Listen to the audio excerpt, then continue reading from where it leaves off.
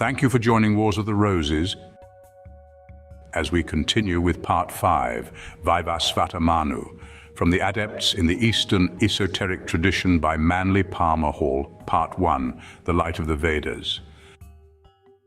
Vaivasvata Manu. When the time came for the human race to emerge in fulfillment of the divine realization, the Pervader accepted upon himself the mood of the thinker. He thus became the mental embodiment of himself and existed as divine power in the quality of mind.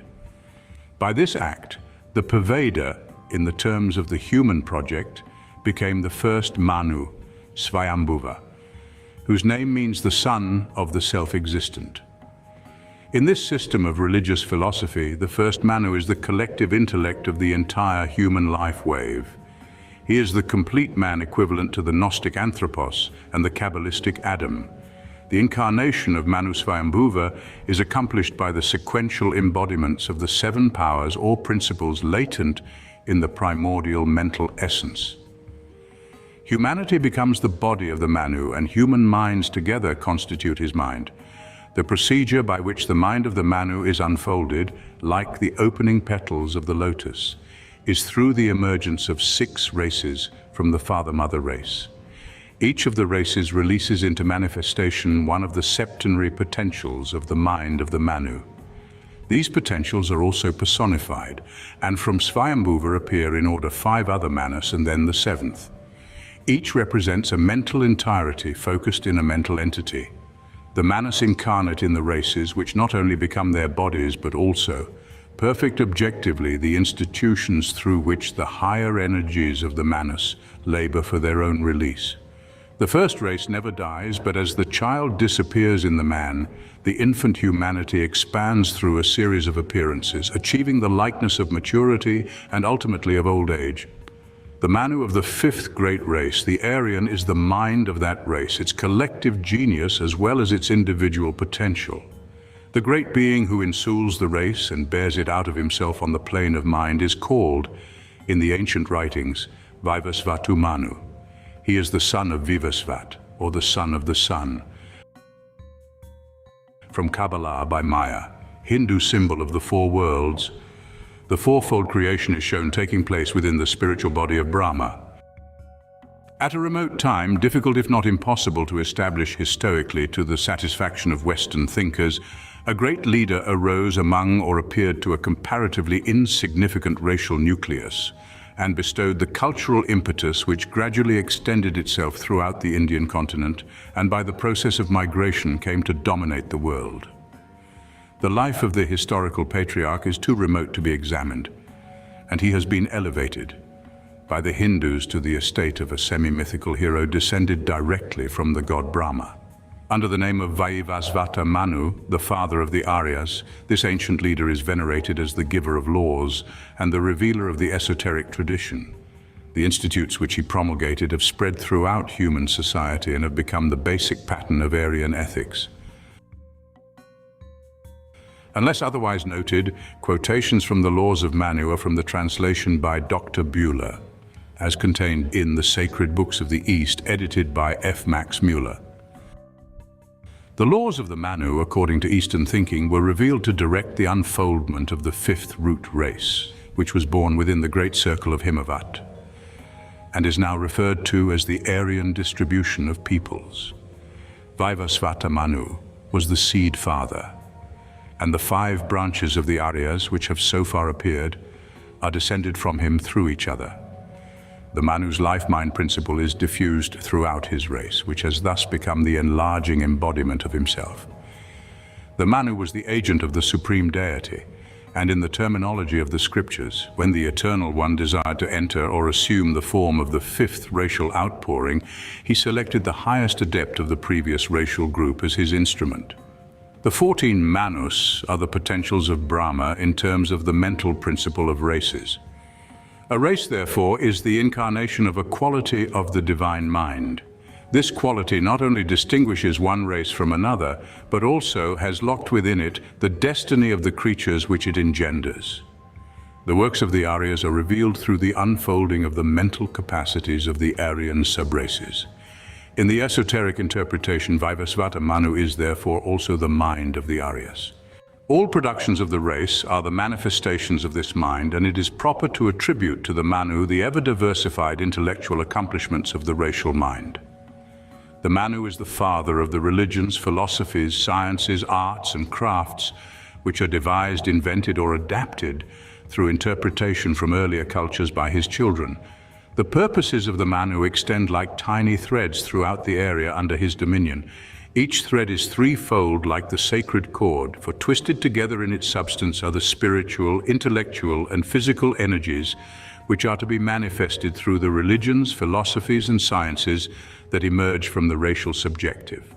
Thus, the Manu embodies Brahma on the plane of racial development. As creator, the Manu bestows the vital impulse which brings the race into existence. As preserver, he supplies the ethical incentives which protect the racial unfoldment. As redeemer, he contains the ultimate completeness of the pattern which is locked within the racial mental potential.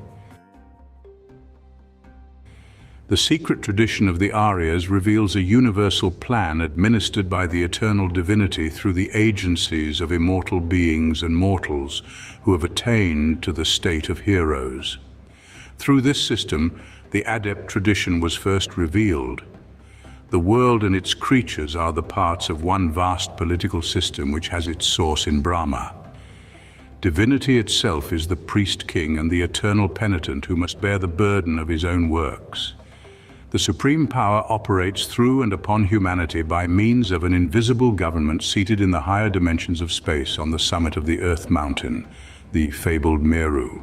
The governing body of the Earth is a miniature of the vast organization which lies behind the cosmic manifestation. As the sun is the visible center of a solar system and a proper symbol of centralized authority, Vaivasvata Manu is described in some of the genealogies as the son of Surya, the solar aspect of deity. He is the sun or great light source of the Aryas and the focus of a racial solar system. He's accompanied by the 7 rishis, who correspond on the racial plane to the planets. These form his retinue and are also the revealers or distributors of his will. During the reign of the Manu king, it's written that the whole human race was destroyed by a flood, except the princely adept himself, the 7 rishis and their wives. At that time, a general pralaya, or cessation of the objective universe, occurred. The story is set forth in the 8th book of the Bhagavata Purana. The circumstances are as follows. A demon named Hayagriva, having stolen the Veda, the eternal doctrine, from the custody of Brahma while he was resting at the close of the 6th Manvantara, period of the 6th Manu, the whole race of men became corrupt except Vaivasvata and the 7 rishis, who then reigned in Dravira. In this emergency, the god Vishnu appeared in the shape of a small fish. In so doing, the Lord fulfilled his eternal promise, for he says in the Bhagavad Gita, "When virtue fails upon the earth, then I come forth." Vishnu in his fish avatar increased in size by being transferred to increasingly larger bodies of water. At last, Satyavata, the name of the king of Dravira, before he was appointed the Manu and received the mystery name Vaivasvata, placed the fish in the ocean, where it gained huge proportions. The avatar then turned and addressed the faithful prince in these words: "In 7 days all creatures who have offended shall be destroyed by a deluge, but thou shalt be secure in a capacious vessel miraculously formed. Take therefore all kinds of medicinal herbs and esculent grain for food, and together with the 7 holy men, your respective wives, and pairs of all animals, enter the ark without fear. Then shalt thou know God face to face, and all thy questions shall be answered." Having said this, Vishnu, in the form of the fish, disappeared. After 7 days, the oceans began to overflow the coastlines, and the earth was flooded by constant showers. Then Satyavata, meditating on the substance of deity, saw a large vessel moving on the waters. He entered it, having in all respects conformed to the instructions of Vishnu, who then reappeared in the form of the great fish, and suffered the vessel to be tied with a sea serpent as a cable to his huge form. When the deluge had ceased and the waters had subsided, Vishnu slew the demon Hayagriva, recovered the Veda, instructed Satyavata in the divine knowledge, and appointed him the 7th Manu, bestowing upon the prince the title name Vaivasvata. From Picard's religious ceremony Taurus, the first and second incarnations of Vishnu. In the Matsya avatar, Vishnu, represented rising from the body of a fish, destroys Hayagriva and restores the Veda. In the second, or Kuma avatar, the deity takes the form of a tortoise and supports upon his shell the sacred mountain Madara. Early commentators have been impressed by the parallels between the deluge of the seventh Manu and that associated with the biblical patriarch Noah. After the deluge, Satyavata, then the Manu, is supposed to have had 10 sons, of whom the eldest was Ikshvaku. The Manu also had a daughter, Aila. The progeny of Manu was divided into two great branches, the children of the sun through Ikshvaku and the children of the moon through Aila. It is said that this Aila married the first Buddha, Mercury, the son of Chandra, the moon. The 7 rishis, although their wives are mentioned, are not listed as progenitors of human families. Manu is named in the Rig Veda together with other sages of remote antiquity. He is spoken of as the father of a family, and one legend concerning him opens with the bringing of water so that he could wash his hands.